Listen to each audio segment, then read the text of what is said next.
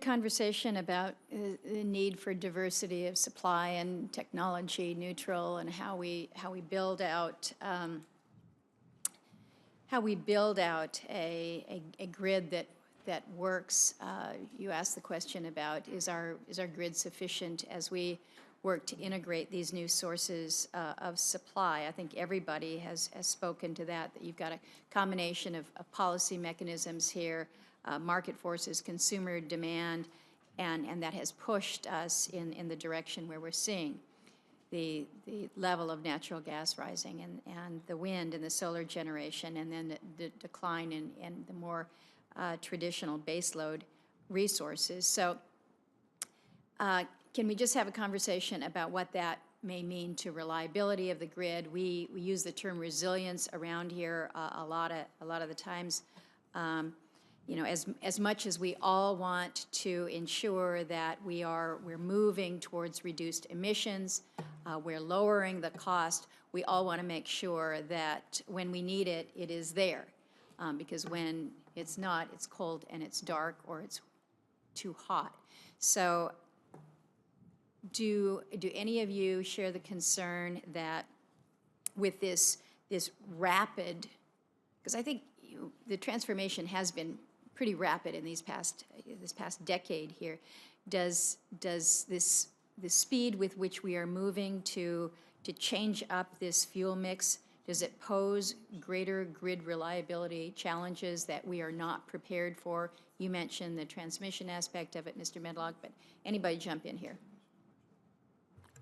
I don't think there's a threat to resilience from the developments that have been occurring, particularly the changes in the electricity supply mix, in part because the newer technologies, they're much more flexible in performance. They don't have long startup times. They don't have long minimum run periods. So they're just much more flexible in performance. And I think there's a relationship between diversity and resilience. And it's also important to remember that resilience really isn't driven by the generation fleet so much as by the wire system, the distribution system, and the transmission system. There was really excellent analysis that showed that the outage hours resulting from fuel supply emergencies were zero. This is from the Rhodium Group. Senator Manchin is curious about sources. It's not my number. Is 0.0007%. So that I think that's 0.7% of our outages were a result of a fuel supply shortage on site. Everything else is caused by failures of the wire system. So I think the wire system, the delivery system, is the real resilience issue. And we need continued investment, because today's grid was designed in the past for yesterday's electricity supply. We need a different grid as the supply mix changes. Could I add that I have just left a committee meeting over at the National Academy of Sciences, where there is a new committee of which I'm honored to be a member on grid modernization. This committee's membership exemplifies the terrific work that's being done at lots of different windows into the resilience and reliability issue. There are aspects of it that are associated with what's your mixture of generation, because each type of power plant has really different functionalities. So you need a mix, and I'm going to keep coming back to a mix and the diversity issue. On the transmission system, there's tremendous work being done by the national labs, the Department of Energy's Grid Consortium, Grid Modernization Consortium is doing great work. They are keeping up ahead of the curve. There are a lot of people looking at cyber issues, and they are a huge portion of the resilience question. And of course, extreme weather events are critical to all of this. So we think about integrating more flexible variable resources, and that is a new challenge, and we are finding that the grid operators are handling those issues and keeping ahead of the curve.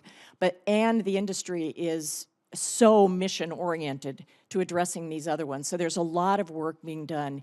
And the big challenge is trying to have a grid that can handle a perturbation from any of those kinds of things. Dr. Medlock? Yes. So one thing I want to highlight is handling the introduction of variable sources of supply, non-dispatchable sources of supply, is not just about the grid. It's also not just about having other flexible forms of generation on the grid. It's also about other market responses, such as voluntary load reduction programs. So large industrial consumers that are connected to the grid actually have the ability to ramp down, and they typically get preferential rate treatment when they do something like this, when there's a resource adequacy issue on the grid. So grid operators are doing a really good job of handling the challenges that are being presented. But as we go forward, it's going to be important that we increase interconnectivity, because that ultimately allows for areas that are short resources to draw on areas that are long resources, and that's going to be a very, very important point as we go forward. Good, thank you.